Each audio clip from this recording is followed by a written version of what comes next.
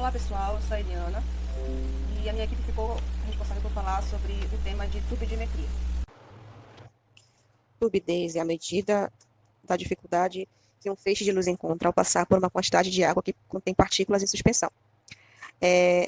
Durante o processo de medida, é feita uma comparação com um feixe de luz de igual densidade, porém passando por uma quantidade de água que tem suspensão padrão. E essa medida é feita por um aparelho chamado nefilômetro ou turbidímetro. Sobre as causas da turbidez, elas podem ser várias. Podem ser partículas de materiais sólidos, que podem ser silt, sílica, argila, que podem vir do solo quando não há mata ciliar. Pode vir também de dejetos de esgotos domésticos ou industriais, quando são despejados no manancial, sem antes serem tratados de maneira correta. Pode ser também de algas, né, e etc. As consequências da turbidez são as seguintes. Como a luz não consegue penetrar na coluna d'água, não tem como as algas e as plantas marinhas fazerem fotossíntese. Não fazendo fotossíntese, não tem como o corpo hídrico ter oxigênio suficiente para a vida que mora naquela região. Então, os peixes que ali habitam começam a ter as suas guelras danificadas, assim como também sua habilidade de se alimentar, de reproduzir e de se defender de seus predadores. Aqui temos limites de turbidez recomendados. Tem na água potável, né, que são essas medidas que vocês estão vendo, água subterrânea típica e piscicultura. Então, quando acontece um alto grau de turbidez, por exemplo, em uma bacia hidrográfica, como essa de Barra Bonita, em São Paulo, as pessoas que são responsáveis por resolver questões como essa são pessoas que estão na gestão da bacia hidrográfica. E elas têm que conseguir soluções que possam fazer equilíbrio entre a produção de recursos hídricos e o desenvolvimento social, adicionando técnicas de análise e fiscalizações ambientais para que tanto os seres do corpo hídrico sejam beneficiados, como também as pessoas que ali utilizam, né, desses recursos. Meu nome é Edson Davi e eu irei falar um pouco sobre os fundamentos teóricos da turbidimetria. Esse método se baseia no fenômeno do espalhamento da radiação eletromagnética por partículas em suspensões com dimensões de 1 nanômetro a 1 micrômetro. Quando se faz passar um feixe de radiação através de uma suspensão não absorvente, uma parte desse feixe de radiação é espalhada. Isto faz com que ocorra uma atenuação na potência do feixe incidente. Tanto a atenuação e a potência da radiação espalhada podem ser relacionadas à concentração das partículas do precipitado envolvendo o analito.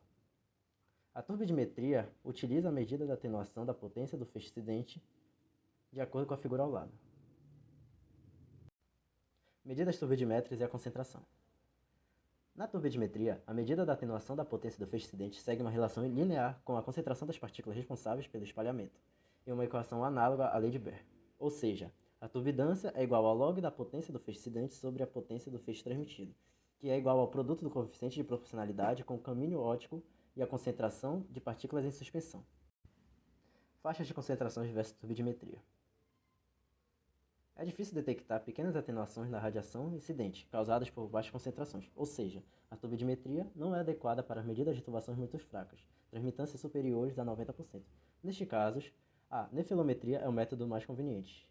A medida nefilométrica não é indicada para altas concentrações em virtude da interferência entre partículas. Todavia, ela apresenta alta sensibilidade para baixas concentrações e a sensibilidade pode ser aumentada com o aumento da potência do feixe incidente. Portanto, nas análises de amostra em suspensões, a nefilometria e a turbidimetria se completam com relação às faixas de concentrações. A nefilometria é indicada para baixas concentrações, podendo determinar concentrações a nível de ppm, enquanto a turbidimetria é indicada para concentrações mais altas. Oi, tudo bem? Sou o Murilo, eu vou falar sobre métodos que utilizam a turbidimetria. O método que eu escolhi, ele é da área da saúde e ele mensura a proteína C reativa presente no organismo do paciente. A proteína C reativa é um importante biomarcador inflamatório produzido pelo fígado. Ela é uma proteína de fase aguda que está presente no plasma sanguíneo da pessoa. A fase aguda da doença é a fase em que, pós-infecção, onde os sintomas clínicos estão mais evidentes. Após a fase aguda, a pessoa se cura ou entra em fase crônica, que é quando não tem mais cura ou a pessoa morre. Dito isso, é evidente a importância desse método para poder mensurar e dizer com exatidão a quantidade dessa proteína. Agora a gente vai falar sobre a presença dessa proteína em relação com pacientes internados com síndromes coronárias agudas. A inflamação ela é um fenômeno relacionado à doença aterosclerótica e a medida de proteína C reativa ela é um importante marcador para saber se a pessoa está com alguma infecção, com uma inflamação ou não. Então, em indivíduos sadios, os valores estáveis, no caso, acima de 0,3, já estão relacionados a uma grande chance da pessoa ter complicações cardiovasculares. Já com pessoas com síndromes coronárias agudas, esses valores são maiores ainda. Aí que está a importância de conseguir mensurar isso com exatidão. Então, para pacientes que apresentam síndrome coronárias agudas, com angina instável ou infarto sem supradesnível de segmentos ST, os valores de proteína C reativa eles são bem maiores, como está escrito ali no final. O que valida muito a utilização desse método para poder prevenir, em alguns casos, a pessoa ter algum problema ou agravamento de algum problema no coração. Então, nós temos uma conclusão. Qual é a conclusão? Fica evidente a importância da turbidimetria na área da saúde para mensurar a quantidade dessa proteína que auxilia nessa prevenção de problemas cardiovasculares em pessoas com síndromes coronárias agudas. A turbidimetria ela demonstra grande acurácia, tanto quanto a nefilometria, que é outro método, só que eu estou estudando só a turbidimetria. Só que elas têm uma grande associação linear, ou seja, os valores dão muito parecidos, o que quer dizer que as duas têm grande acurácia, entendeu? Bom, agora eu vou falar sobre a turbidez na arquitetura, qualidade de água e de águas individuais. No primeiro ponto, vamos falar sobre a turbidez. É um fator físico que é medido para determinar a qualidade da água. É importante diferenciar a turbidez com o grau de transparência da água. A turbidez são partículas sólidas em suspensão na água, enquanto que a transparência não está ligada apenas com isso, mas também com a quantidade de seres vivos que existem de microbiologia existente na água. A cor esverdeada quer dizer que é uma água boa, entretanto, a água marrom, com essa cor de barro, ela é uma água turva. Então, a água turva é boa para a agricultura, a resposta é não. A água muito turva, ela quer dizer que tem pouca penetração de luz solar. E a microbiologia necessária para a sobrevivência e desenvolvimento dos peixes são microplâncton, etc., que necessitam da luz solar para se desenvolver para oxigenar a água. Alguns problemas da turbidez elevada é que a reflexão de luz, e com a reflexão de luz não tem como aqueles seres vivos que eu citei anteriormente fazendo essa fotossíntese, logo tem a redução dos níveis de oxigênio na água. Com a redução de oxigênio na água, tem o menor consumo de ração para a parte dos peixes. Então, os peixes não vão se desenvolver e não vão estar prontos para a comercialização. E outro fator que também impede com que haja o consumo do oxigênio pela parte dos peixes é que essas partículas sólidas, elas se juntam à guerra do peixe, às branquias do peixe, por isso que eles não conseguem filtrar oxigênio na água direito. Alguns problemas causados pela turbidez nas águas residuais da piscicultura. Toda água que passa pela piscicultura, uma hora ela vai ser descartada. E esse descarte pode poluir o meio ambiente, e isso não afeta apenas a flora e a fauna. Os resultados estão sendo despejados, mas também a população que se abastece a partir desse local de escoamento. Então, se a água residual da piscicultura está poluída, ela entra em contato com tanto de abastecimento de população, essa população pode ser prejudicada também. Para que serve a turbidimetria na piscicultura? Além de analisar o grau de turbidez para a manutenção da qualidade da água dentro da piscicultura, ela também analisa as partículas suspentas durante o descarte dessa água, para que não haja a contaminação a população não seja contaminada por causa dos derivados de medicação, ração, fertilizantes, outros produtos que são usados durante a criação dos peixes. Então, se essas partículas não forem analisadas a partir da turbidimetria e não forem tratadas, pode haver infecção entre outras mazelas para a população que está no lado. Meu nome é Lorenzo, eu vou falar sobre o turbidímetro.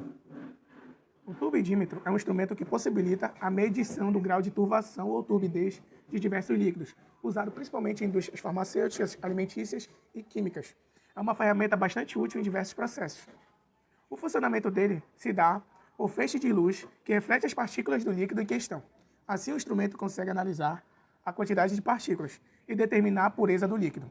Todos os resultados são medidos em NTU, unidade de turbidez nefilométrica, ou simplesmente UT, unidade de turbidez.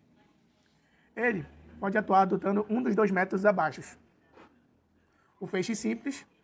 Nesse método, o parâmetro é medido pela luz que chega ao sensor receptor localizado a 180 graus da fonte de emissão de luz. A luz não sofre qualquer desvio ou interferência ao atravessar o líquido. Consequentemente, a turbidez é o resultante de diferença entre a intensidade de luz emitida e a recebida pelo sensor, mostrado nessa imagem. Já no segundo método de radiação espalhada, a luz irradiada colide com as partículas sólidas e é espalhada no meio líquido, através de um sensor que recebe a luz dispersa no ângulo de 90 graus. Em relação ao feixe de luz incidente, a turbidez é determinada. É comum também a medição sob o ângulo de 45 graus, como visto na imagem mostrada. Existem três tipos principais de turbidímetro. O primeiro é o turbidímetro digital, a leitura e manuseio mais fáceis e precisos. O segundo, turbidímetro de bancada, mais usado em laboratórios. E o terceiro, o turbidímetro portátil, possibilita as análises fora do laboratório, podendo ser inclusive digital.